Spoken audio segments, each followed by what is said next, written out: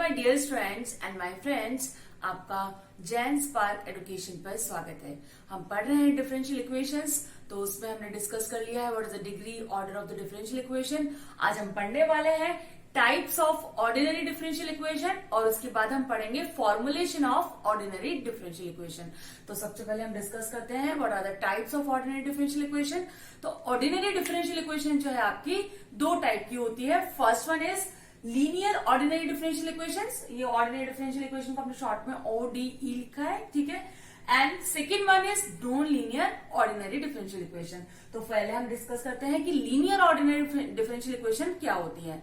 तो ऐसी differential equation, ऐसी ऑर्डिनरी डिफरेंशियल इक्वेशन लीनियर होगी इफ जो वो तीन कंडीशन सेटिस्फाई करे, ठीक है। तो इसमें पहली कंडीशन क्या है कि dependent variable and its derivative यानी कि उसके डिफरेंशियल कोएफिशिएंट की पावर क्या होनी चाहिए 1, ठीक है। दैट मीन्स हमने क्या कहा, जो y है, अगर y आपका डिपेंडेंट वेरिएबल है तो y like dy by dx उसके differential coefficient derivatives d2y by dx2, ठीक है। ये सेकंड ऑर्डर इस तरीके से जितने भी आपके डिफरेंशियल कोएफिशिएंट अगर आपके उसमें डिफरेंशियल इक्वेशन में इन्वॉल्व हो रहे हैं तो इनकी पावर क्या होनी चाहिए, डिग्री क्या होनी चाहिए, 1 होनी चाहिए। First condition is that dependent variable and its derivative are of degree 1, okay.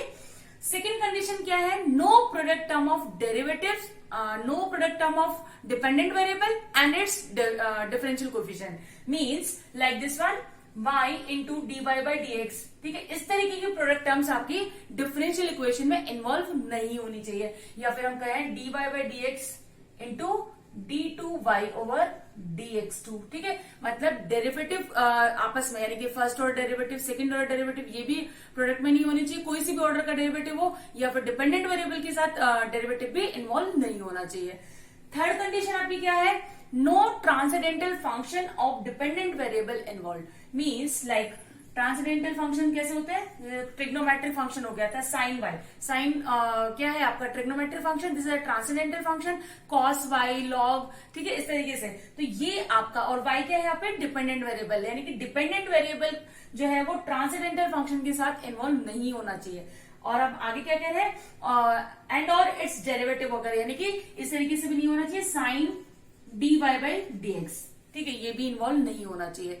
अगर आपका जो differential equation, ordinary differential equation ये तीन कंडीशन सेटिस्फाई करता है तो हम क्या कहेंगे, that ODE is linear ODE, ठीक है। फॉर एग्जाम्पल हम लेते हैं d2y over dx2 plus dy by dx plus y is equal to suppose x square. तो देखो यार इस इक्वेशन को ध्यान से, यहाँ पे जो डेरिवेटिव्स आप इन्वॉल्व हो रहे हैं y के, y आपका डिपेंडेंट वेरिएबल है, x आपका क्या है, इंडिपेंडेंट वेरिएबल है। dy by dx is the first order derivative and this is the second order derivative.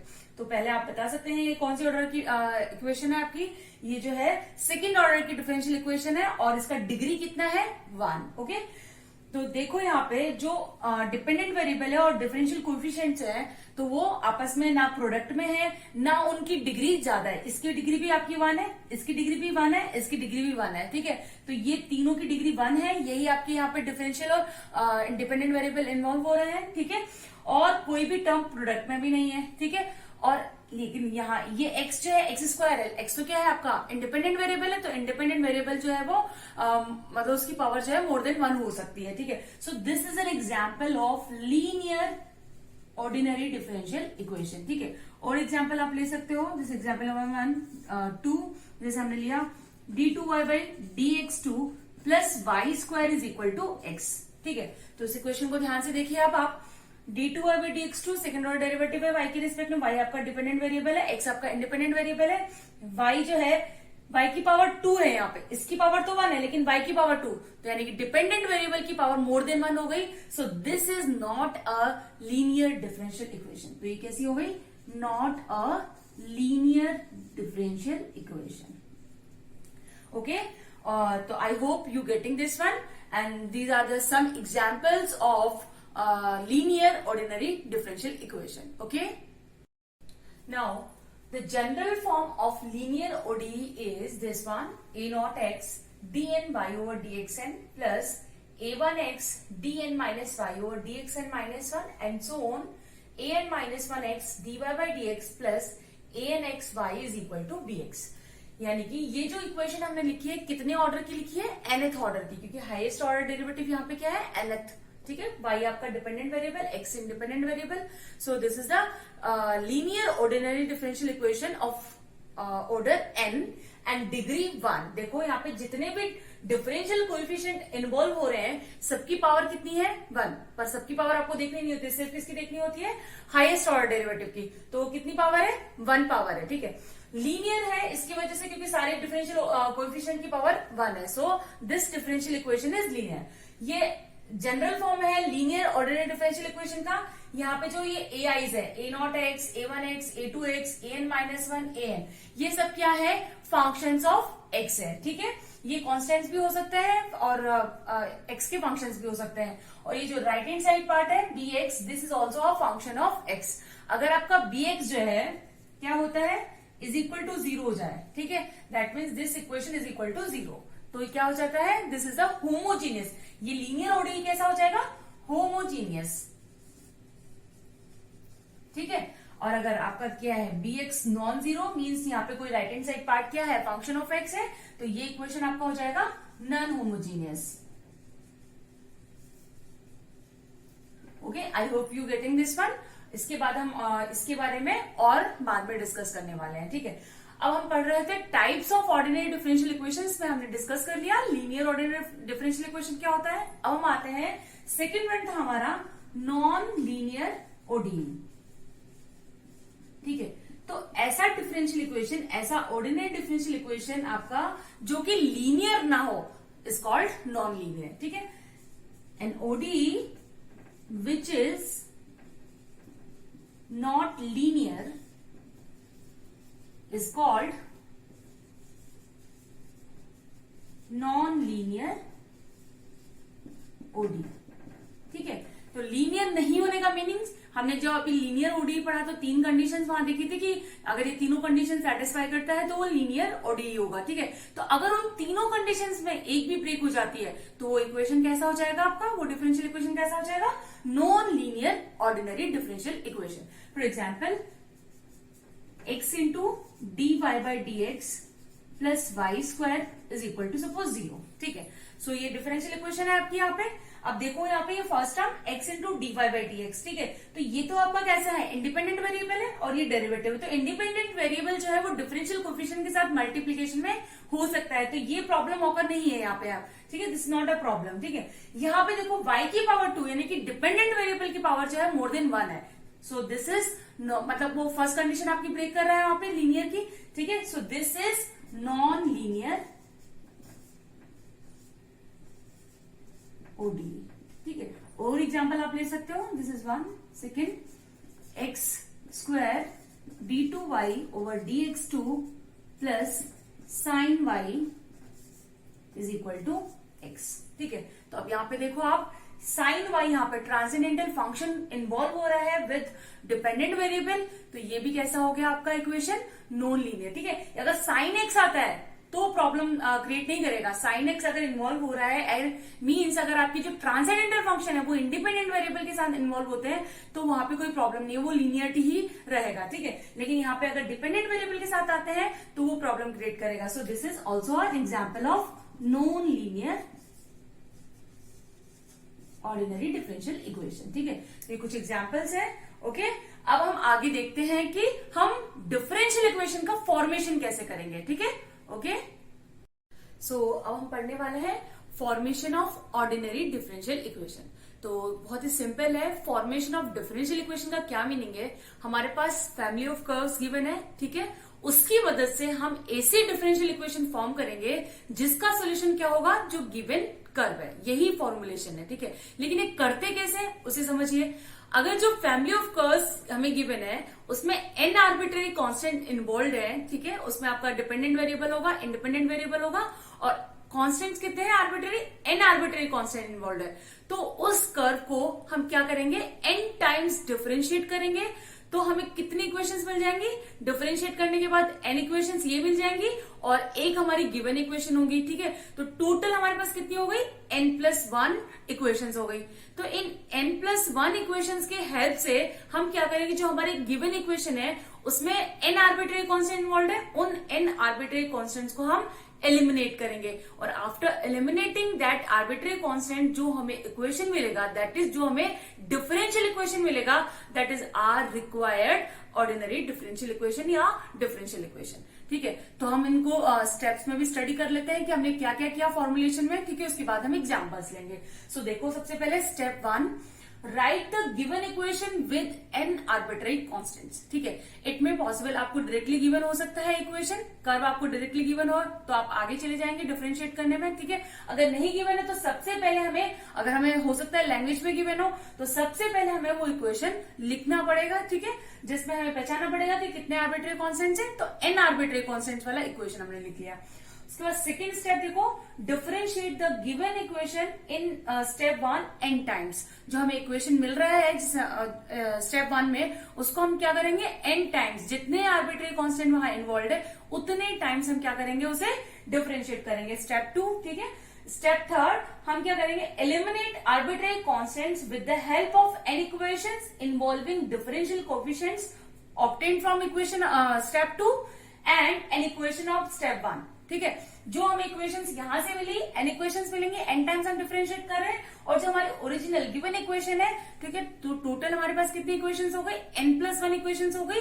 उनकी हेल्प से जो आर्बिट्रेरी कांस्टेंट्स है इन्हें हम एलिमिनेट करेंगे, और एलिमिनेट करने के बाद जो हमारा इक्वेशन आएगा, दैट मीन जो हमारा डिफरेंशियल इक्वेशन आएगा, that is our required differential equation, ठीक है। तो अब पहले हम एक एग्जाम्पल लेते हैं, बहुत ही बेसिक से स्टार्ट करते हैं, basic example. So y is equal to, हमने सपोज ले लिया a e raised to power x, ठीक है। So this is a differential equation, this is an equation, ठीक है। अब ये इक्वेशन आपको गिवन है, सपोज इक्वेशन नंबर 1।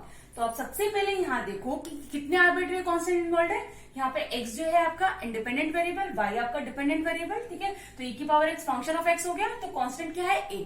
सो सिर्फ एक आर्बिट्रेरी कांस्टेंट आपका यहाँ पे इन्वॉल्व है। तो हम कितने टाइम, स्टेप 1 तो हमारा गिवन है, इक्वेशन स्टेप 1 हो गया, हमें लिखने की जरूरत नहीं है, हमें इक्वेशन गिवन है। स्टेप 2 पे आ जाते हैं, differentiate the given equation in n times, ठीक है। तो यानी कि एक बार इसको डिफरेंशिएट करना है। So differentiating 1 with respect to x, ठीक है, क्या मिलेगा, dy by dx is equal to a e की पावर x का e की पावर x ही होता है, ठीक है। सो दिस इक्वेशन नंबर 2, एक ही बार डिफरेंशिएट करना है क्योंकि a की आर्बिट्रेरी कांस्टेंट। नाउ अब आपको क्या करना है, स्टेप 3 एलिमिनेट करना है जो आर्बिट्रेरी कांस्टेंट है, a को एलिमिनेट करना है। तो आप इन दोनों इक्वेशंस को, तो हमारे पास एक आर्बिट्रेरी कांस्टेंट है तो 2 इक्वेशंस हमारे पास हो गई, ठीक है, टोटल। तो इन दोनों की हेल्प से आप इस a को एलिमिनेट करोगे तो कैसे, देखो y is equal to a की power x, dy by dx is equal to a की पावर x। तो हम क्या करें, using 1 and 2 we can write dy by dx is equal to y, ठीक है।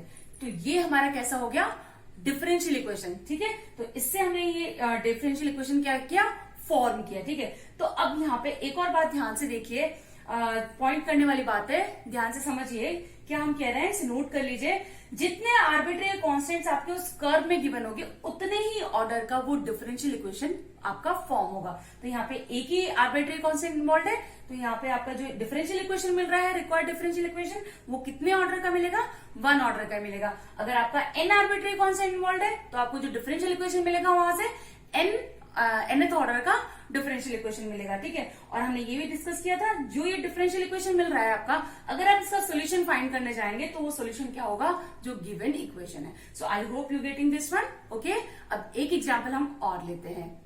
So this example, find the differential equation of all circles touching the x axis at origin, ठीक है।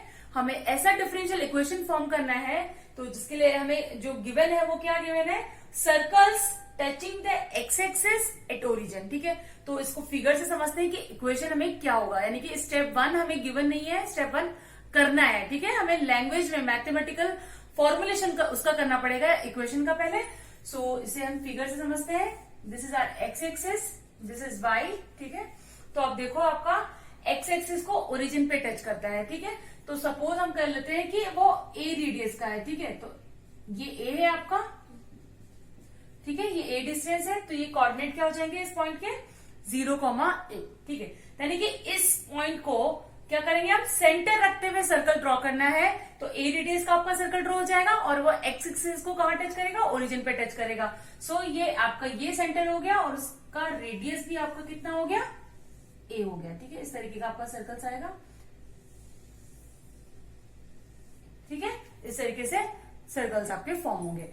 तो अब आपका सर्कल का इक्वेशन आपको लिखना है जिसका सेंटर क्या है, 0,a है और रेडियस क्या है, a है। ठीक है, तो वो सर्कल का इक्वेशन आपका हो जाएगा x minus 0 whole square plus y minus a whole square is equal to a square. ठीक है, और we can write x square plus y square plus a square minus 2ay is equal to a square, और we can write x square plus y square minus 2ay is equal to 0। So this is our equation number 1। ठीक है, ये अभी हमने क्या किया है, step number 1। Okay, तो अब देखो इस इक्वेशन को ध्यान से देखिए, x is independent variable, y is dependent variable. तो यहाँ पे जो है आर्बिट्ररी कांस्टेंट कितने हैं, a1। ठीक है, एक ही आर्बिट्ररी कांस्टेंट इन्वॉल्व है जो कि क्या है, a। तो हम इस इक्वेशन को कितनी बार डिफरेंशिएट करेंगे, 1 टाइम। ठीक है, तो स्टेप 2 पे हम करते हैं differentiate 1 with respect to x। तो क्या मिलेगा, what we get, 2x plus 2y dy by dx minus 2a dy by dx is equal to 0। ठीक है, तो इसको थोड़ा सॉल्व कर लेते हैं हम। So this is equal to x plus y dy over dx is equal to a dy by dx। 2 से जो है 2 कैंसिल आउट हो गया। अब ये हमारा इक्वेशन नंबर 2 ले सकते हो यहां से। अब हमें स्टेप नंबर 3 करना है, वी हैव टू एलिमिनेट। हमारे पास 2 इक्वेशंस आ गई क्योंकि हमारे पास एक ही आर्बिट्ररी कांस्टेंट था, तो 2 इक्वेशंस हमारे पास है। उन दोनों की हेल्प से हमें ये जो है a आर्बिट्ररी कांस्टेंट उसे एलिमिनेट करना है। ठीक है, तो हम यहाँ से 2 से a की वैल्यू ले सकते हैं। तो a की वैल्यू क्या हो जाएगी, a is equal to x plus y d y over d x divided by d y by d x. ठीक है, सो इक्वेशन नंबर 2 से a की वैल्यू अपनी कैलकुलेट कर ली, सपोज इक्वेशन नंबर 3। तो अब इक्वेशन नंबर 3 से a की वैल्यू हम इक्वेशन नंबर 1 में सब्स्टिट्यूट करेंगे। ठीक है, सो पुटिंग या substituting value of a from 3 in 1। ठीक है, what we get, x square plus y square is equal to 2a। a की वैल्यू हमारी x plus y d y by d x divided by d y by d x.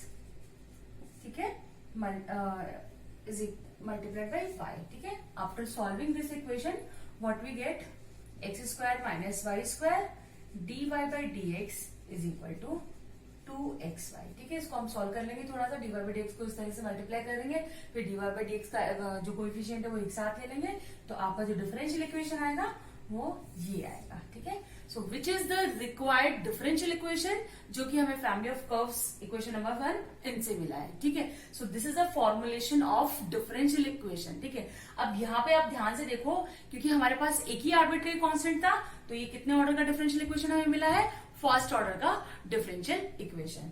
Okay, I hope you getting this one. तो ये exercise है जो आपको solve करनी है, इसे ध्यान से देखिए। इसका आंसर जो है आप मुझे कमेंट में करके बताइए। ठीक है, तो उससे मुझे लगेगा कि आप लोग जो है वो अच्छे से इसे कर रहे हैं। ठीक है, सो अगर आपको मेरा वीडियो पसंद आता है तो उसे लाइक कीजिए, अपने दोस्तों के साथ शेयर कीजिए, और जिसने मेरा चैनल अभी तक सब्सक्राइब नहीं किया है उसे सब्सक्राइब कर ले एंड बेल आइकन को दबा ले, ताकि आपको मेरे वीडियोस की नोटिफिकेशन सबसे पहले मिल जाए। सो आई होप आप लोग को लेक्चर समझ आया होगा। फिर मिलेंगे एक नई वीडियो के साथ, तब तक के लिए बाय बाय, थैंक यू।